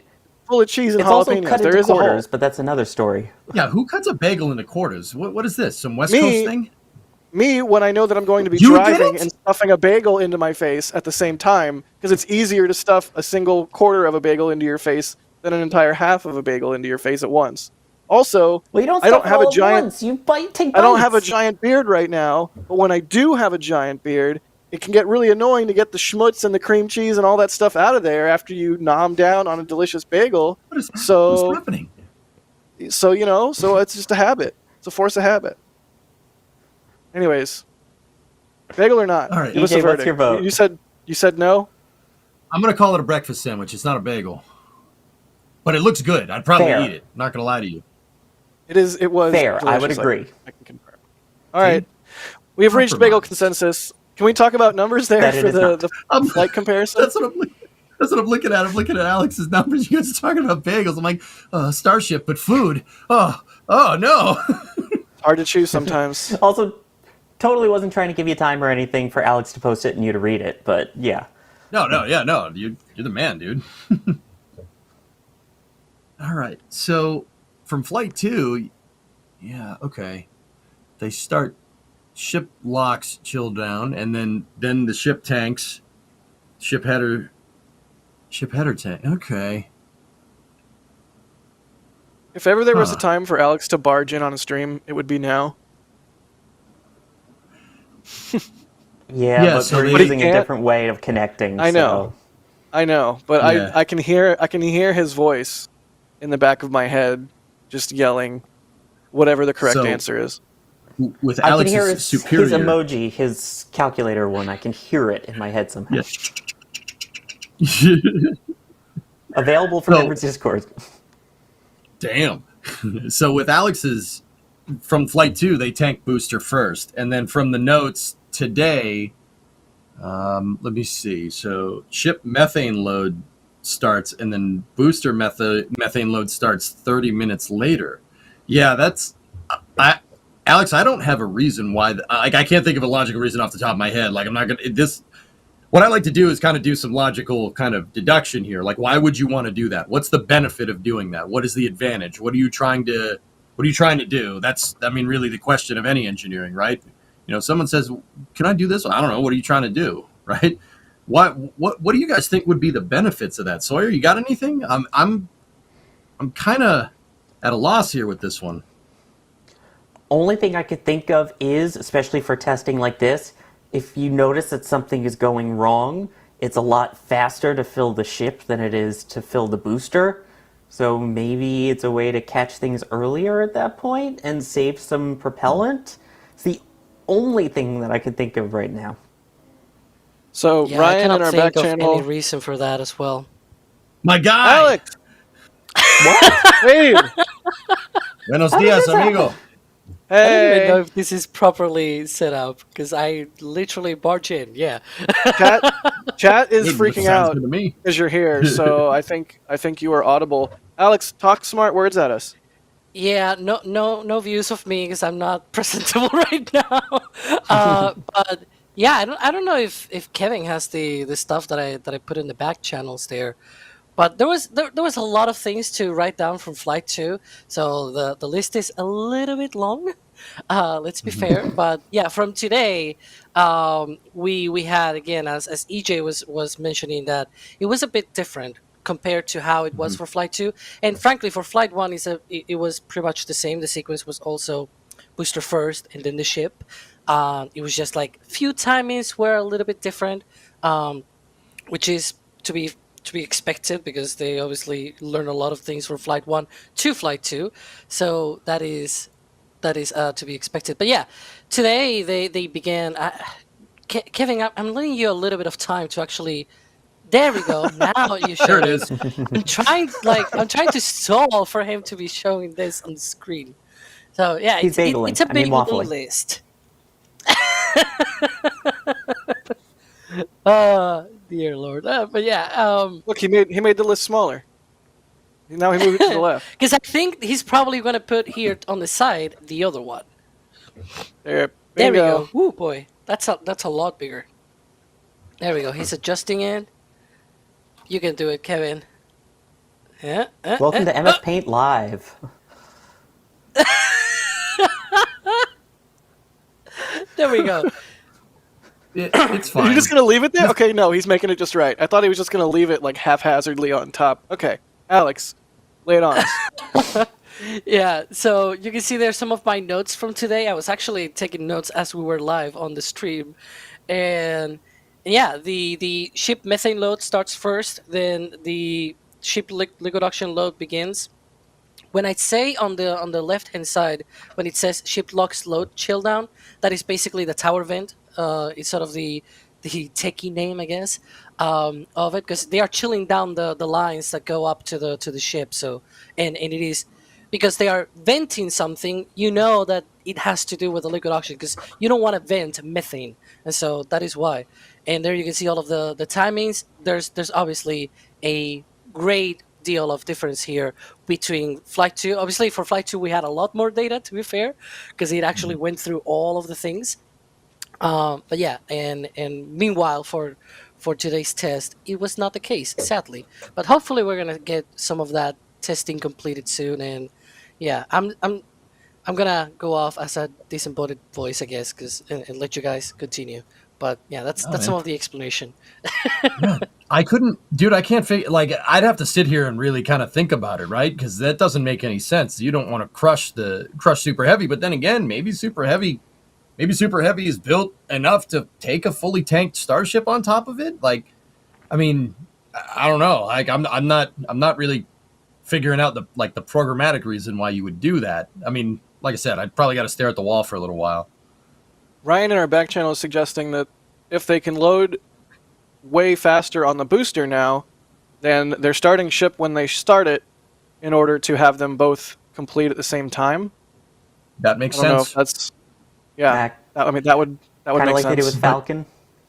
But right. I mean, Ryan, that's not bad, dude. That's not a bad theory. That's probably what's going on. But okay, so where my mind is going, and I'm not saying you're wrong, because I mean, no one's, like I said, I don't know the reason, but don't you think they would have that fast fill system eventually outfitted for Starship? Maybe it's iterative. Maybe they don't have that hooked up yet. So they're in this one scenario, they're going to tank the ship first, so that the booster and the ship get full at the same time. Like maybe there's just one time they don't have the. Just like your mic is You're a little underwater. You're a little underwater. Alex joined us on screen. Are you? No, that's not a live view. That's a me. It's a live view of Alex doing the math right now. That's always Good a job. live view of Alex. Thank you, Alex, for being you. And we appreciate the dutiful note-taking. The fact that half the GIF is just covered. I mean, it's perfect. It's still perfect. I mean, we could go down the Starship rabbit hole forever. Steve is asking, could they have had an issue with ice buildup due to the rain? Again, I really don't. I don't think so. Sawyer, do they get ice in their pitot tubes or something? Like, no, I don't think so. No, I don't think the rain had anything to do with that. Again, we've seen plenty of vehicles fueled in the rain, so I don't think that would be a concern. Do rockets have pitot tubes? I assume no, and thought I was making a silly joke, like, haha, only planes have those, but now I'm sorry, completely sidetracked. I would assume it's mostly IMUs, right? Yeah, I mean, where the rocket's going, there's no air.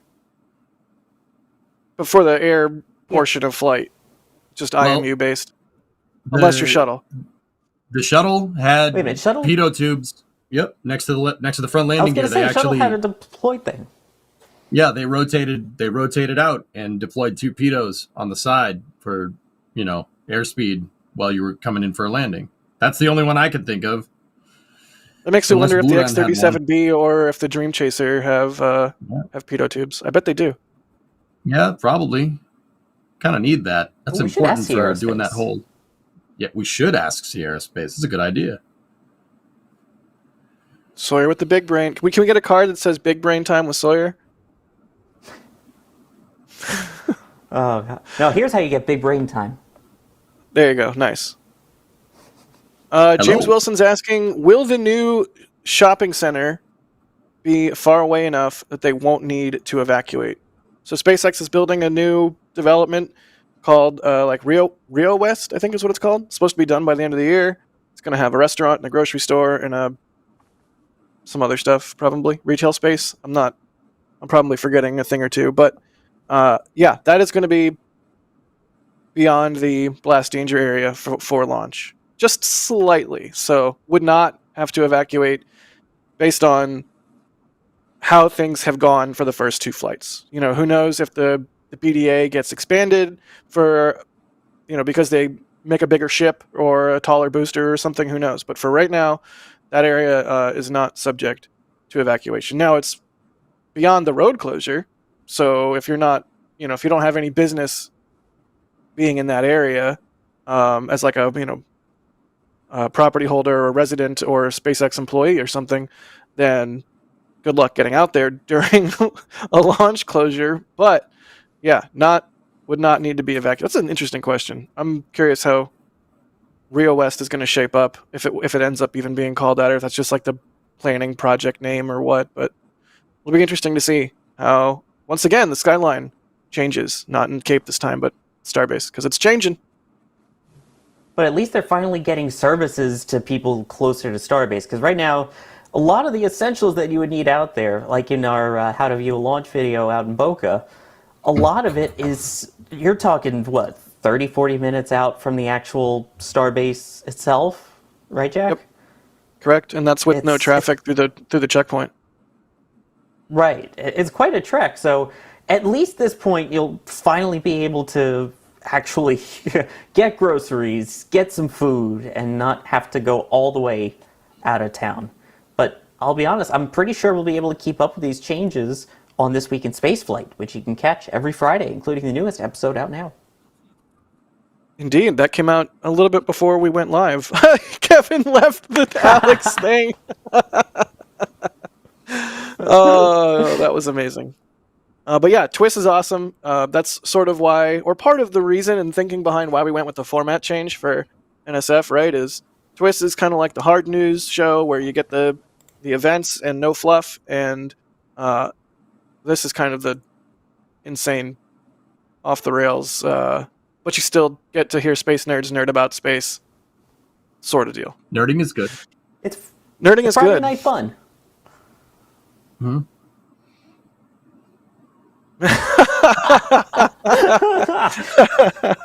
Mistake time with KMR.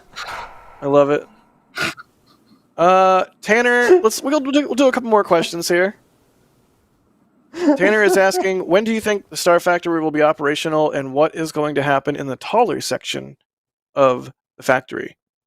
That's for nose cone work, I assume. Payload is section and nose cone work, because that's the tall, pointy bits. I agree, but I'm afraid to talk. I don't want to go swimming again. So far, so good. Yeah, don't be afraid. Go swimming. Okay. If you go swimming, you have a visual aid in the form of me. I'll go like this.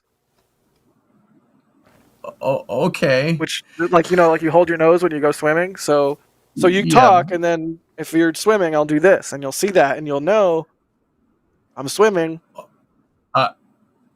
Okay. I think you're right. I think it's for the nose cones. It's clearly for a larger subassembly. So I'm trying to say this really quick. So the lower parts, these buildings are set up with like aisles almost, with a gantry crane that goes over them for moving the rings around. Moving the rings around and stacking the nose cone. The nose cone's the taller subassembly, so you need a taller building for it, right? And then those subcomponents will go out. They'll go into the high bays and get stacked in there in segments or something. I'm trying to say this quick so I don't drown. You weren't actually drowning. I was just trying to mess with you. You did good. There's a saying that's turn around, don't drown. So may I suggest turning around? I mean, yeah. I'll look at this. This is sweet. I'm just going to sit here and watch this. This is great. You guys seeing this? Speaking of Star Factory, yeah. Yeah, no, First that's off, what I'm you talking about right very there. quickly. Yeah. The portion they're asking That's about great. is that leftmost part. Point to it, like weatherman. Here, yeah, no, I can weatherman this. Hold on, I got room here. Hold on. So here for this. All right, so, oh God, now I'm on a crime scene show. Just go. You look like you're from the X Files. Hidden identity. Please continue. Unwillingly on our NASASpaceflight stream. It's Space Squatch. All right, so let me just refocus here. Dang on. Nope. Of course it's going to stay like this. And Kevin's going to keep it on this frame, isn't he? Yeah, he is. He is. This is embarrassing. He is. Much to my delight, he is. Come on, camera. This is ridiculous. Damn autofocus. I have the autofocus on so it will do this so we can weatherman stuff. But no, it's not going to work right now. Of course it's not going to work right now. I'm back. I have the combination. Back, you're back, baby. 1, 2, 3, 4, 5. No? All right. Cool. This part over here. That's the tall part that we're talking about. That's the part. See that? This part right here. Not the wait, tall part. Yeah. Not here. No. Or here so much. Right. But right here. Jesus, what happened to your face? I don't know. All of that for 10 seconds of pointing. Thank you. Weatherman time with the EJ. Oh, man. Good deal. James Meyercroft's asking if JPL has shown any interest. You're crying. All right. James is asking if JPL has shown any interest in Starship regarding deep space probes. I don't think I've heard anything about that. Have you guys? No. I mean, the key here would be to have a kick stage, like what, perhaps Falcon 9 could have in the future. Yeah, because you don't want to send the whole entire giant steel ship. You don't have to. Kick stage for the win. Yep. I'm just not hoping here that Shuttle Centaur in some form will fly. It'll be Starship Centaur, but if you know about Shuttle Centaur, we can dream. We can dream. Jeez, I can only imagine. We can dream. I do hope. I do hope at some point, for some reason, some part of ULA, if they get bought or who knows, whatever happens in the future, I hope a Centaur ends up flying on Starship someday. How amazing! Centaur 5 inside a Starship as a kick stage. Right. That's. I'm not gonna sit here and pretend like I don't want that. Right. It's like a match made in rocket heaven. Yeah. Oh God, that's cool. We should do that. Oh God, Das is typing in our back channel. Everybody hide. Wasn't me. We're in trouble. The boss is here. He did it. Anna, thank you for the support. Getting the stuff from the store. They say, what does Starship do when it's sad? Cryo. Oh, I'm leaving. Jeez. We lost EJ. Man down. We lost him long ago. I'm amazed he's still been sitting there. It's true. And Walter also thanks for grabbing something from the store. They say, keep up the interesting coverage. I like how they didn't say it was good. They just said it was interesting. see, this is all working now. It's working just fine now. Yeah, he's not going to go full screen on it. Why would he go full screen on it now? Oh, he waited until I sit down. Great. Good. I'm not doing it. It's going to blur out again. No, we're not doing that. No, I'm just going to sit here, Kevin. Well, we're having a staring contest. This is what happens once you enter hour 2 of NSF Live. It's true. Okay, one last question. Are you ready? Is your brain ready for this? I am Spaghetti is asking when do you think Falcon 9 will retire? Do you think it will break the Soyuz U record of 750 flights? Having hit 300 on Falcon 9, 750 feels very plausible for this vehicle to me. What do you think? We'll let you go first, EJ. If you look at how Falcon 9 is ramping up, all right, if you look at 5 years back from now and then 5 years prior before that, the ramp up is crazy. We can only imagine that it's going to maintain this ramping rate because of the Starlink network. Starship will eventually be used to rebuild Starlink with V2s, but right now Falcon is launching those V2 minis. And because Starlink satellites are in low Earth orbit that are decaying orbits by nature, around 450 kilometers, if I'm remembering right, or 270 to 300 miles. Yeah. They do decay by nature, so the life of the satellites is a lot shorter. So Starlink is going to require constant maintenance. So I don't really see any particular reason why we wouldn't get to that. 144 launches targeted for this year, and it's only going to get crazier from here. We know that from NSSL, the National Security Space Launch Contract, the Launch Services Procurement Contract, that Falcon is on the books until 2028. So, just do some quick math here. We're getting about 150 launches a year. It's 144 this year. It was 96 prior, right? You get if you get even 100 launches a year till 2028, that's 4 years away. That's over 400 launches. That gets you easily to a 700, and that's taking into account maybe 100 launches a year, which we know SpaceX is going to try and best. I would say that's easily possible. Yeah, for sure. 100% agree. Sawyer, didn't go underwater, did I? No, you did great. I didn't do this. I didn't design, did I? No, I don't think so. I did not. Sawyer, any thoughts? You said it pretty well. It's not the best comparison, but it's kind of like Atlas V right now. It's retired, but there's still flights on the books for a couple more years. I think that's going to end up being the same thing with Falcon 9 of, they've already said they plan to retire it when Starship is up and going and have the single vehicle fleet. But, that's going to be a little bit still, I think. So I'm sure even when we get to 2028, there's still going to be companies that have contracts to launch with SpaceX on Falcon 9, and they'll finish flying those out. So I don't think we're going to see the end of Falcon 9 for probably at least another, if I had to guess, 10 years. And so at that rate, at that point, you're looking at 1,500 to 2,000 flights potentially, way beating Soyuz U.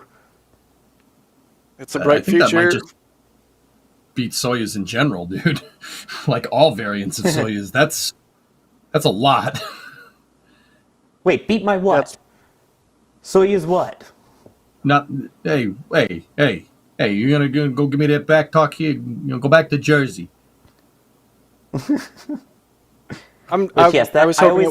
always claim that rocket as mine because it's Soyuz rocket, but yeah. I was just gonna be quiet and let this continue because I like EJ's accents, but now I regret it. I'll stop so he can continue the accents. I'll stop. Just for the accents. I don't want to do this. I don't want to do this anymore.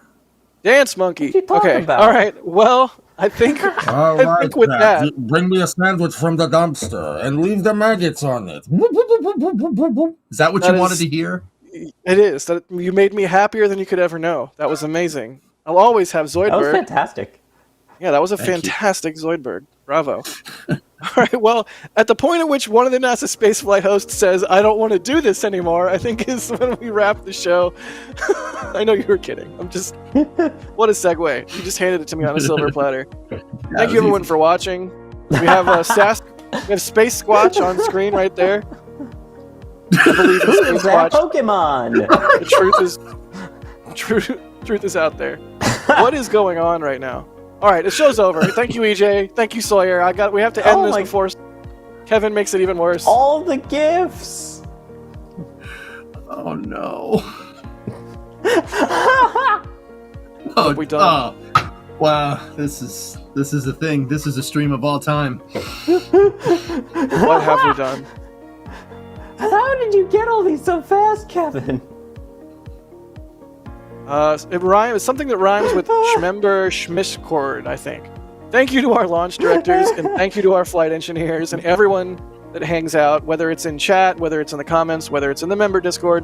But seriously, thank you so much to our launch directors and flight engineers for supporting us so thoroughly with their time, energy, and dollars. It's truly amazing. It's truly outstanding. Y'all are the best. Thank you.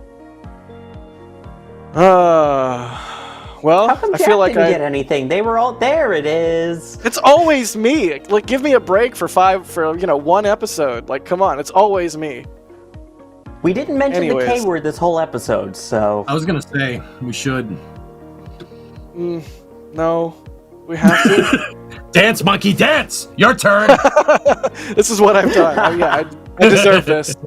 I deserve this. All right, well, thanks for watching, everybody. We'll kill you later. Thanks to Kevin, by the way. He said the thing! Chad, he did it! Are we doing? He said the thing. Are we doing name? We're doing name tags. Kevin Michael Reed operated the stream. EJ was on the stream. Sawyer's on the stream. Alex was on the stream. Hit the like button. Smash like and subscribe. All right. Thanks for watching NSF Bell? Live. We'll. Bell? There Bell. it is! Did that just for you, chat. Just for you. Okay? There's the thing. There's the thing. All right, we're leaving. We'll see you next week. And here we go.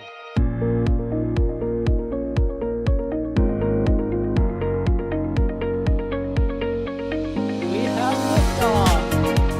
Propulsion continues to be nominal. R68 chamber pressure looks good. Following up. Roger, Atlantic.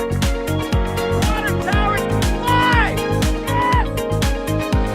Echo down to nominal. Flighting outside SPD off. Bring in SPD off. It's orange! Oh my god! Oh my god! Decollage. What is it? Put that in the big bag, Eagle. 343 unfolds to go. Indeed. We rise together, back to the moon and beyond. The methane would be igniting the flare, correct? Yikes. You dead? Sure. We don't need any more of these.